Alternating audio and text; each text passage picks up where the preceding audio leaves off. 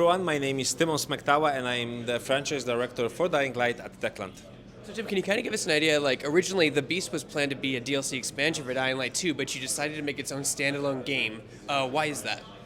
Forget about the origins of Dying Light: The Beast. This is really a next entry in Dying Light series, AAA open world action survival game, high quality. Really, like we have put a lot of work into the game, so it really deserves to be treated as a new game in the series.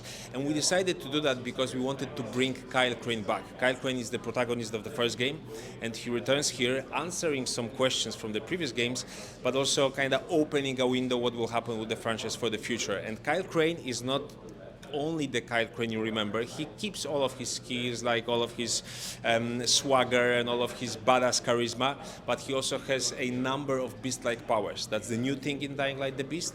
Because of the experimentation that was conducted on Kyle by the guy named Baron, you get access to some very, very, very powerful skills that you get to unlock as you play the game. Dying Light ends with something slightly different. The base game starts with you not boarding a chopper that could take you away from the quarantine city of Haran, but then the expansion pack, Dying Light: The Following, makes you interact with this crazy cult which is led by a person named the Mother. And Mother kind of changes you into something infected, some kind of a monster, and I can't really explain it much more because actually all of this, what happens to you afterwards, is explained in The Beast.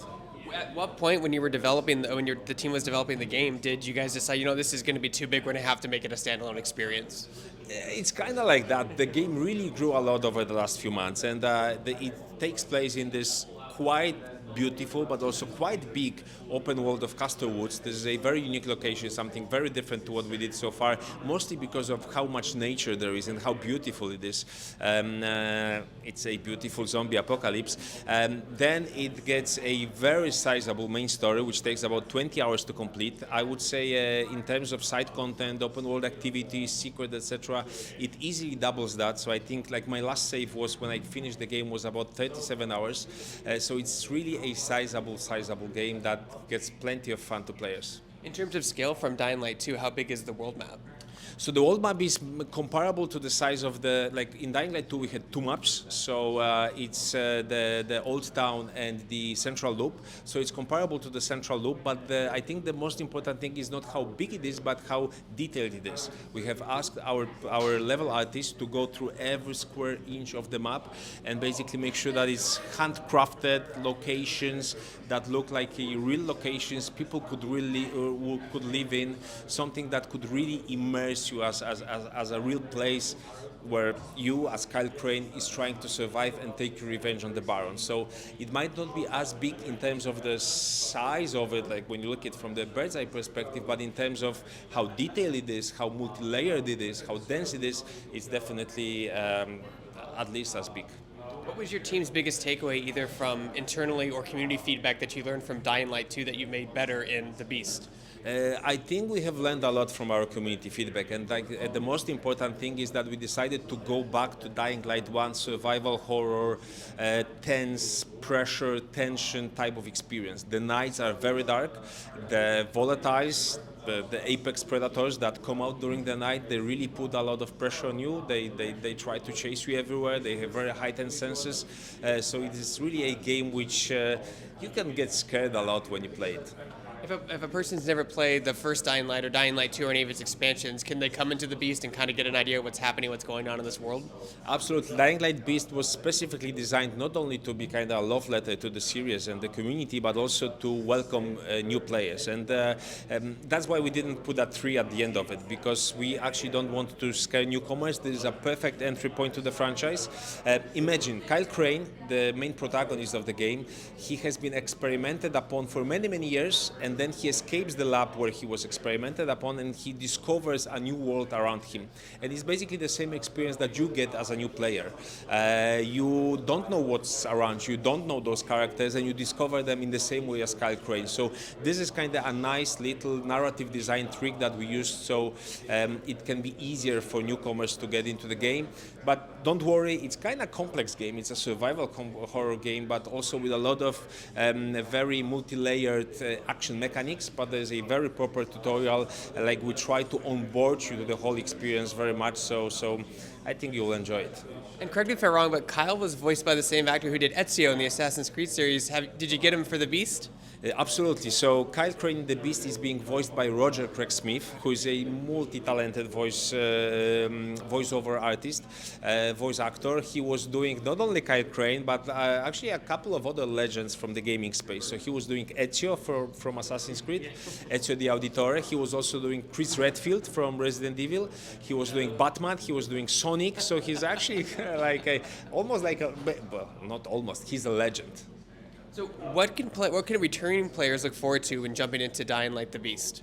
One of the questions that we have been asked over the years very often, basically every day, was what was the canon ending to Dying Light the following?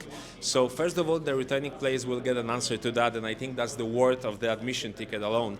But then what you will get, I think, is an experience which for us at Techland is the best Dying Light game ever that we have ever made. So I think you will really enjoy it. You know, we kind of saw like a resurgence of zombie games for a hot minute. They've kind of trailed off, but I still think they're pretty viable. What is it about like a zombie game you think that just makes it withstand the test of time over others in the genre? I think like the foundation of zombie game is quite simple. Those monsters, they look like human. They were humans, so they kind of scare you. You don't want to be them, so you want to distance yourself from them. You don't want to be grabbed by them, etc., etc. I think zombie game as a foundation generally is a very good tool to talk about humanity when it's put in extreme situations. But then to stand out the test of time, you need to deliver that foundation, but then add some fresh spin on top of it. And for us, is definitely the gameplay mechanics, the parkour in first person, the melee combat first person representation, the day and night cycle, which changes the visuals, but also how you play the game. I think we have actually added a lot of new and interesting things to the zombie genre. You know, games as a service has obviously exploded. A lot of people are chasing that, but what are some of the specific problems you encounter when building a single-player narrative experience? Actually, building a single-player narrative experience is a little bit easier than working in the live service games, because you basically can just focus on this one particular experience. Like, this is the game, this is what we are making. You don't need to follow trends. You don't need to update the game every week to follow like what's happening around in the world. So I think the most important thing is to get the immersion right, to make sure that you pull all of the required strings to get players invested in the story, but also them being basically becoming the character that you control. And we are doing a lot of it in Dying Light the Beast, both in terms of design, like gameplay mechanics, player animations, but also in terms of technical advancements. The game runs on our own in-house engine, C engine, and we have really upgraded it a lot since the last game that was made on it, which is Dying Light 2 Stay Human. We focus mostly on weather effects, like I think the rain looks really amazing. It sounds amazing. Your rain looks incredible, yeah. Thanks for saying that. Yeah. So that's that, but also how the lighting, how the shadows are rendered, how the materials are rendered. You look at a stone and it really looks like a stone that you could pick up in the mountains. So all of those elements make Dying Light quite unique. Any new weapons players can look forward to experiencing in the game that they've never seen in a Dying Light franchise before? Yes, so Dying Light the Beast definitely expands the player's arsenal. It's like our games were built with focus on melee combat, but with Dying Light the Beast, the first thing that we are doing is we are improving and increasing and adding the number of firearms. But we have also spent a lot of time to make them feel not overpowered compared to melee weapons. They're not like a joker card that you take out of the deck. They're actually like a proper card in your deck that you play every time when you have ammo, when you think that this is the best way to solve problems in front of you. But then we are also adding some new stuff. We haven't revealed all of that new stuff yet, but for example, one that I can reveal is, or talk about right now, is the flamethrower. Sounds like a kind of classic, iconic weapon for a zombie apocalypse, but for some reason we didn't have it.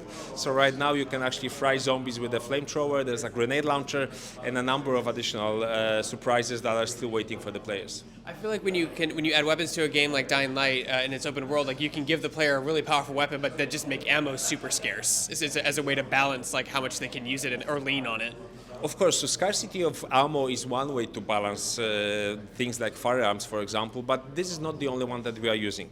Like, for example, in our game, firearms, obviously they make noise, and the noise draws the attention of zombies. So that's another tool that we are using to balance the game. Actually, we didn't play that much with the scarcity of ammo. If you want to be a player that plays the game using firearms, you know where to get the ammo. It's a little bit difficult because there's always a challenge, like a group of enemies that hides the crate of ammo in front from you from you getting it. But the thing is that if you want, you can focus on just playing with firearms, but you also need to understand that you will make a lot of noise and a lot of very threatening zombies will come at you. So then you'll have more opportunities to shoot them. When does Dying Light: The Beast come out, and what platforms are you aiming for at launch? So Dying Light: The Beast releases on August 22nd, 2025, and it's being released on PC, PS5, and Xbox Series S and X. Any plans for Nintendo Switch 2? We'll see. Nothing to announce at this time.